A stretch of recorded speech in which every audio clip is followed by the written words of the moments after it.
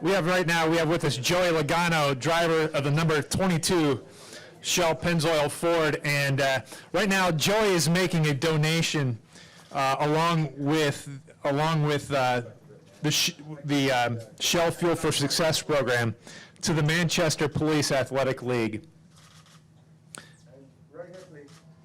That's a lot of money.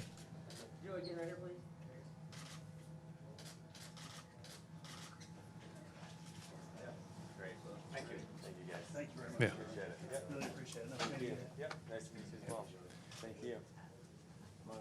The check presentation here, that just to let folks know, we're holding the check right now is John Lavasser with the Manchester Police Athletic League, a police officer, and then we also have Adam Hollis, who is with the Manchester Police Athletic League, who will be the beneficiaries of this program. Joe, how about you tell the folks where this money is going to go to and how it's going to be used? Yeah, I'm sure John could probably explain even more than me, but you know, the Chase and Second Chances program, we've been doing it a couple years now. During the Chase is it's a great time to raise awareness for a lot of different situations that's going on in our world, because there's a lot of eyes on our sport right now, so we should take out that opportunity and make the most of it. And like I said, second year doing it. This week is with MPAL. You know, from what I understand, what they do basically is that they're able to take like an after-school program, get a lot of kids to kind of you know, have some reactions and you know, spend some time with some police officers and you know, play some sports, some tutoring, some just some positive times with some officers. And I think you know, if you look at, there's a lot of studies about you know, having a role model. It's maybe not your parents. A lot of time helps a lot of kids grow up. And I know that for myself personally, having people older than me that I lean on a lot, there's a lot of wisdom there. And I think it's smart for all of us to ask our elders a lot of questions, right? And this is a great way for kids to start that at a young age at an after-school program. And obviously, with a lot of things that's going on in our world right now, and for a lot of our homes right now, this is an amazing time for this. And I can see the reaction and being able to stop what's going on. And so I'm very proud to be a part of it and helping with the Joey Logano Foundation to help MPAL and what they're trying to do, because we honestly, truly believe and what they're doing can really make a difference. We'll have John and Adam available afterwards if you have additional questions for them. But I'd like to ask you real quick, John. I mean, what does this mean to you and to MPAL to get this money to help in this program? Thank you, Joey.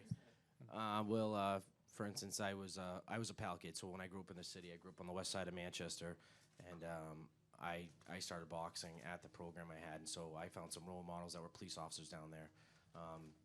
That's when I started having some real positive interactions with police. After going down there for some time, I started volunteering so I could pay it forward, and through paying it forward, I became a police officer. So I'm just one of so many kids through our program that have come through and done good things with their lives. And this is a way, especially these days, it breaks these barriers down. So this donation goes a long way because we need that support from the community. We're a completely nonprofit. I'm the only paid position that's down at that building. I've got 70 to 80 kids after school that come there as a safe haven. And during the summertime, I have them come all during the daytime. So while their parents are at work, we're there and we're role modeling and mentoring them. And some of these kids just don't have those role models or mentors at all. So you don't really know how much this is going to impact, and it's absolutely amazing. So we are blessed to be here, and I just can't thank you enough. I can't thank your team, the people that set this up. For me, it's touching. It really is. So thank you. Adam, the impact from your perspective. So as a member of the board for the MPAL, I've been involved about a year now, and the board, of course, we're really focused on raising funds to support the programs. As John mentioned, we're completely self-funded with the exception of John's salary. So donations like this, I mean, we can fully equip our new commercial kitchen. We can buy new equipment for the fitness programs. We can buy gis for the judo programs. I mean, this will go so far to help so many kids. It's really very impactful. So as a member of the board and from the board, we thank you very much for your involvement. It means a lot. Good deal. We're going to open the floor up to questions. We'll start here at Jerry, and we'll work our way around. When you get the microphone, just please state your name and affiliation. Jerry Jordan, Performance Racing Network and Kicking the Tires. For the group with the MPAL, not only is this going to help with the athletics and things like that, but also from an educational standpoint, I understand that you guys are working with some STEM programs, things like that, to also as part of the Shell Fuel for Success program.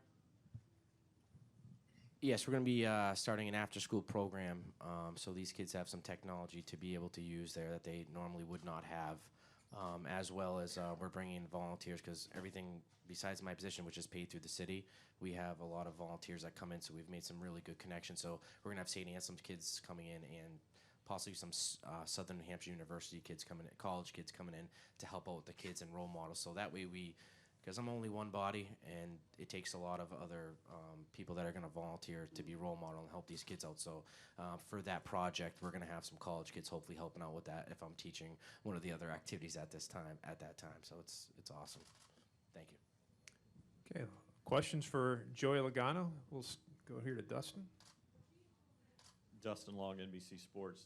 Joey, in the last month or so, there's certainly been a lot of things in sports where sports figures have taken a more prominent role about different social issues, and it's raised the question about the role of athletes and what role they can have, should have.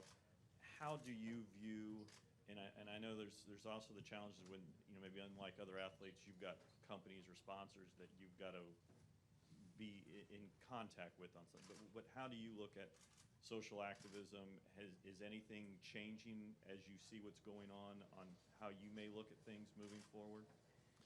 I think any athlete or public figure takes on a responsibility when you sit down here and talk to you guys, or at any point. There's a lot of people that you can influence in good ways or bad ways. And I feel like you should know that. And there's a lot of athletes and public figures that don't realize that, about the reaction that they can make across the country or the world in a lot of cases by just a couple words. And if I feel like that should be somehow taught. I believe we all should be entitled to our opinions. That's A-okay. Maybe some of the ways that it's done is not the best way possible.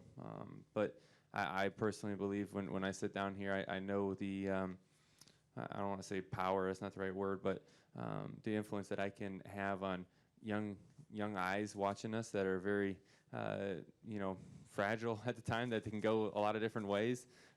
You want to be a positive member of society. And I think that's something that I try to, preach all the time, is that, hey, I want to, positively impact somebody's life. And I think ways like we're doing it today with MPAL, is there a better way of doing it? I don't think so. No, I don't know a better way. Maybe there is, but I don't know a better way. I can tell you that much. So I feel like, if you can find some great organizations like we have today and impact people in that way and use this platform that we have as a public figure to positively impact people, that's the way to do it. I don't honestly believe in a lot of other ways that other athletes are doing it right now. Go next to Lewis. Yeah, Louis Frank of Reuters over here. Last week, your boss's IndyCar team wrapped up a 14th championship, and as most people in this room who are listening note, both the IndyCar teams and the NASCAR teams are based in Mooresville. So on a light note, any little pressure, any little digs from the IndyCar side about your championship, but on a serious note, any assets become available now that that season has wrapped up? Well, I mean, they finished 1, 2, and 3. Holy moly! So, there's, I don't know if you want to call it added pressure, but I think there's plenty on us already, and I think we are better under pressure. So I like that. 50 years for Team Penske. You guys well know that. We've announced that plenty this year, but for them to do that in the 50th anniversary is very special, and it's really cool to be somewhat a part of that. I feel like I'm part of the team. Even the IndyCar team, there's a lot of guys that are cross-pollinated throughout our company, and does it open up some resources, maybe a little bit here and there, maybe more time for a lot of guys that, maybe the machine shop opens up a little bit. I'm probably not the best person to answer a lot of those questions, but it is a kind of a motivational thing. I think it's great to see that. It makes the NASCAR guys want to go out here and continue this awesome year Team Penske's had so far. And Brad and I have a great shot at it. You know, hey, what if we finished 1-2 in Homestead? How cool would that be? You know, and we have an amazing opportunity to do that. We got a long ways to go to get there, but we can do it. Go next to Mark, and then we'll go to Rich. Mark Garrow, PRN. Joey, what's the pressure like in race 2 of these rounds, in the middle race, if you haven't won the opening race? You've been in that position last year where you jumped out and won the opening race of a round and then could do what you wanted to do at that point. But what's it like when you haven't won yet and you're right here smack in the middle round? You know, I think I just approached it the same way I would every other race. You know, if you didn't have a good race last week, then yes, the pressure is added, no doubt. But I felt like we had we finished second last week. We, scored some good points. You know, we talk about this round just being, base hits and don't have to do anything crazy. We did that exactly last week. So we'll just come up here and do the same exact thing. If something happens, and we'll approach Dover in a different way. But right now, it's, hey, let's go out here. If we can win the race, we're going to win the race. If not, let's try to top 5 it, and that would give us a good sense of security heading into Dover. But it's one race at a time, one step at a time. For us, personally, the 22 team had a good weekend last week. The pressure is probably the same as what it was in Chicago. We just got to do what we know how to do. How much of a relief is it to win a race, just not to have to worry about whether it's race 3 or race 2 or 3 in a round? It just feels good to win, no matter what. It's so hard to win, So when you're able to accomplish that feat, it's an awesome feeling. For me, New Hampshire would be just an awesome place to win, just mainly because it's my home track. Even more than the chase implications at this point. If we had a bad race last week, then the win would mean a lot more. But if you have a second and a first, the win's not what's going to get you through. It's going to be the points that go along with it. So, I think the win and how much it relaxes you is different for each round. And as you get further along with it, we talked about it plenty of times. If you can win in Martinsville, you have a couple weeks just to figure out how you're going to win Homestead. That win means a lot. If you're in a do or die moment in the third race, that win means a lot. And a lot of times if you're able to, get a win before Talladega, that win means a lot. So there's certain ones that stand out are probably more important than others, and there's certain ones that just, hey, if you can get a solid day, is very important as well. Got to go next to Rich and then up front to Bob. Hi, Joey. Rich Thompson, Boston Herald. Are you pretty satisfied with the state of the 22 team right now? Yes, of course. I thought last weekend presented an amazing opportunity for something to go either way. And when I say that, I mean the caution that came out right at the end. We had a pretty good race car. We come down with a green-white checker, come down pit road. We all call that the money stop. And they went down there and beat one of the best pit crews on pit road, the 11 team, beat them off of pit road, which ultimately gave us the outside starting position behind Martin, and we were able to follow through and come home with a second place finish. If it wasn't for that pit stop, we wouldn't have been in position for a great finish like we had. That pressure and the way you handle that is, to me, the definition of a true athlete. There's a lot of athletes that can practice really well, and when it becomes game time and you put the pressure on them, it goes the wrong way. And then there's an athlete that you put the pressure on and they get better. And that's what I saw in the 22 team last weekend. And I couldn't be more proud to be a part of that. We'll come up here to Bob Pockers.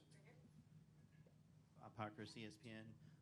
Most of the drivers live kind of outside the downtown area of Charlotte. Most of you are from other places. So I'm curious, with what's going on in Charlotte, do you guys feel an emotional at all attachment to it? I mean, do you feel like it's your community, and has there been any talk yet among drivers about anything that you all can do? Well, I'm not 100% sure what we can do. Obviously, we're trying to do things here today, but yeah, there's an emotional reaction. A lot of times when you see things like this happen, it's in a different city and you don't recognize where it's at.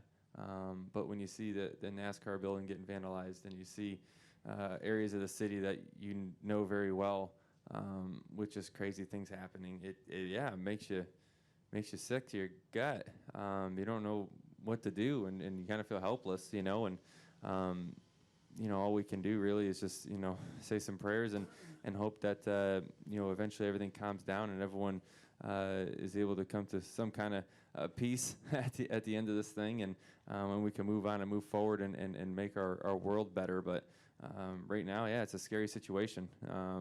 To me, it's I don't really know how to explain how I feel about it, but I know one thing is that it's when I see buildings getting vandalized and things like that happening, it's unacceptable in my opinion, and we need to figure out how to control that and do it in a peaceful way.